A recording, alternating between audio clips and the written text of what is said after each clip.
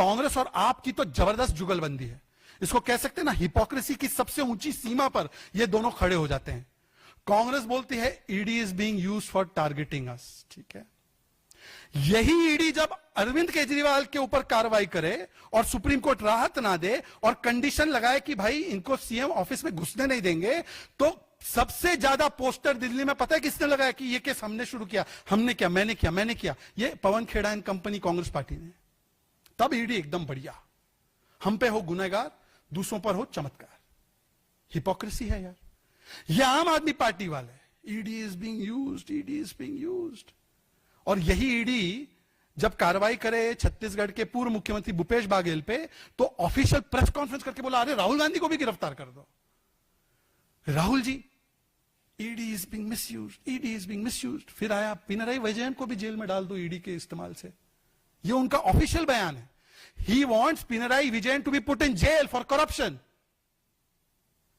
मतलब ये क्या है? केरला में पिनराई विजयन और लेफ्ट करप्ट है, और जैसे ही केरला की सीमा खत्म हो जाती है तो वो नॉन करप्ट हो जाते हैं, उन फिर टारगेटिंग हो जाती है।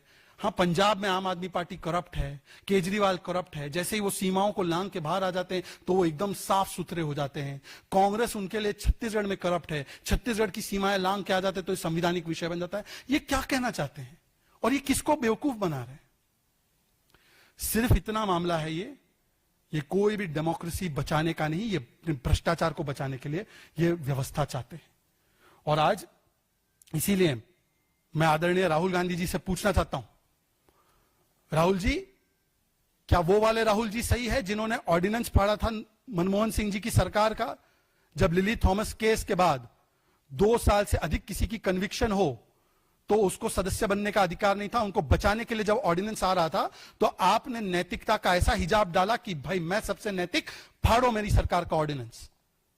आज तो यही कहा जा रहा है ना कि ऐसा व्यक्ति हो 30 दिन तक राहत ना मिले, कोर्ट जेल में रखेगी, कोई हमारी सरकार थोड़ी रखेगी। और कोर्ट से अगर राहत ना मिले, ना एंटीसिपेटरी मिले, ना बेल मिले, ना रेगुलर बेल मिले, ना कोर्ट उनको राहत दे, तो वो पद मुक्त हो जाए और पद किसी और को दो। तो राहुल गांधी बोलते कि नहीं, अब संविधान के खिलाफ है। तो तब झूठ बोल रहे थे, आज झूठ बोल रहे हैं। राहुल जी, कैबिनेट मीटिंग कैसी चाहते हैं आप? जरा बताइए हमको। जेल के भीतर की कैबिनेट मीटिंग चाहते हैं? या राहुल जी बताइए कि जब केजरीवाल 150 दिन जेल में थे और आपकी पार्टी हर दिन में 2 प्रेस कॉन्फ्रेंस करके बोलती थी ये केजरीवाल इस्तीफा दो, केजरीवाल इस्तीफा दो, ये सही था, ये गलत था? और केजरीवाल जी आप भी बता दो, आप तो भाई पंजाब में तो लोकपाल बाइनोकुलर से देखने पर नहीं मिल पा रहा है।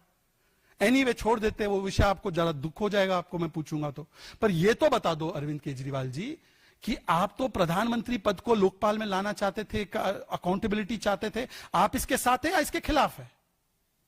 और आप तो भाई बिना एफआईआर के 14 मंत्रियों के इस्तीफे मांगते थे। अब मैं ऑडियो प्ले कर लूंगा, सोनिया गांधी जी पे क्या बोला, लालू जी पे क्या बोला, मुलायम जी पे क्या बोला, तो भाई आपके लिए प्रॉब्लम हो जाएगी। तो आज क्यों बदल गए? कुल मिलाकर ये लोग चाहते हैं भ्रष्टाचार का अधिकार। तो वोट का अधिकार तो पता नहीं, इनका एक ही है कि मुझे चाहिए भ्रष्टाचार का अधिकार, अनलिमिटेड लूट का अधिकार, अनलिमिटेड अपराध करने का अधिकार। और मुझे लगता है कि इस विषय पर आज खुलकर इन विपक्षी दलों को बताना चाहिए कि वो नैतिकता के साथ है लाल बहादुर शास्त्री जी की, एल के अडवाणी जी की, या वो केजरीवाल की निर्लजता के साथ है, सेंथिल बालाजी की निर्लजता के साथ है। अब इसी पे जुड़े हुए पहले कोई विषय हो तो इस पे पहले रखेंगे और फिर उसके बाद कुछ सवालों के जवाब देंगे। कौन कह रहा है स्पेसिफिकली बताइए। कांग्रेस संघीय ढांचा पे स्ट्रेट फेस रख के बोलती कैसे है? कांग्रेस जिसने 356 का सबसे ज्यादा गलत इस्तेमाल किया, कांग्रेस पार्टी जिसने सबसे पहली चुनी हुई, बाय द वे लेफ्ट की सरकार पूरी दुनिया में अगर थी वो नंबूद्रीपाद जी की थी 1959। उस सरकार को भी नेहरू जी ने प्रेसिडेंट रूल लगाकर वहां पे हटा दिया। ये कांग्रेस पार्टी जिसने मुझे लगता है कि 90 से अधिक बार 356 और इस चीजों का इस्तेमाल किया, वो संघीय ढांचे का ज्ञान दे रहे हैं। ये संघीय ढांचे के खिलाफ नहीं, ये भ्रष्टाचार के ढांचे और अपराध के ढांचे पर चोट करता है। इसमें प्रधानमंत्री पद को भी रखा गया है ना, इसमें केंद्रीय मंत्री भी तो शामिल है ना। और कोर्ट पर विश्वास नहीं है क्या? देखिए, अरेस्ट करना मान लीजिए कि एक एजेंसी का काम हो सकता है बेस्ड ऑन द एविडेंस, पर कोर्ट ही तय करेगा ना कि जेल में कौन रहेगा। और खास करके एक मंत्री या कोई मुख्यमंत्री हो या कोई प्रधानमंत्री हो, उनके विषय पर तो 30 दिन के भीतर, अगर 30 दिन तक कोर्ट अगर रखता है तो कोर्ट को कुछ मिलेगा तभी तो रखेगा, या आप कोर्ट पर भी भरोसा नहीं है। ये अपने पारिवारिक भ्रष्टाचारी ढांचे को बनाने के लिए कभी डेमोक्रेटिक ढांचे और कभी संघीय ढांचे का ये केवल कांग्रेस पार्टी जो है बहाना मार रही है। जी,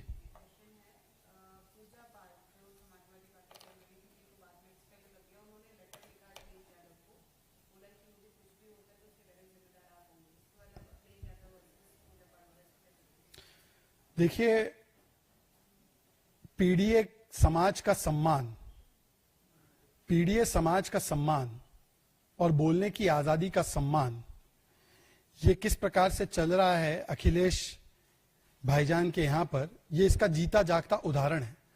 पूजा पाल जी की, जिसे कह सकते हैं ना, सबसे बड़ी गलती क्या थी, उनका क्राइम क्या था?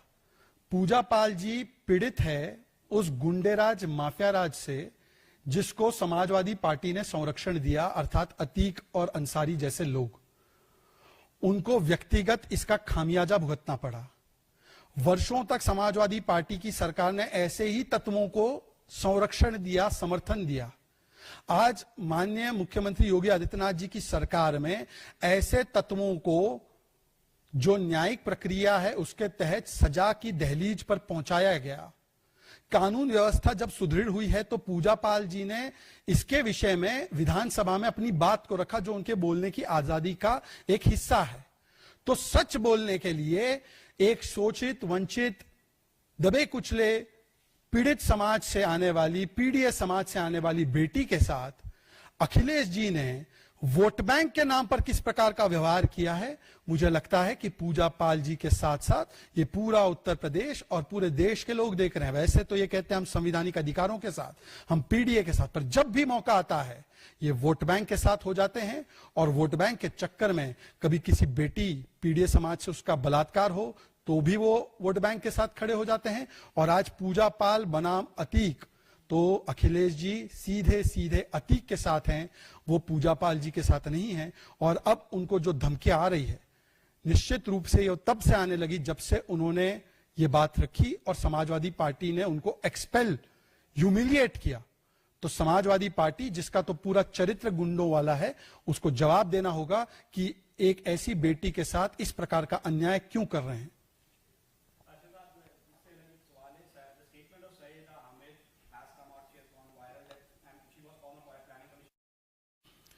ये बयान है तो सैयदा हामिद जी के मुख से, पर it has come from the mind and heart of Sonia Gandhi and Rahul Gandhi, क्योंकि ये जिसको कहते हैं ना families oldest and most loyal retainer, ये वो है।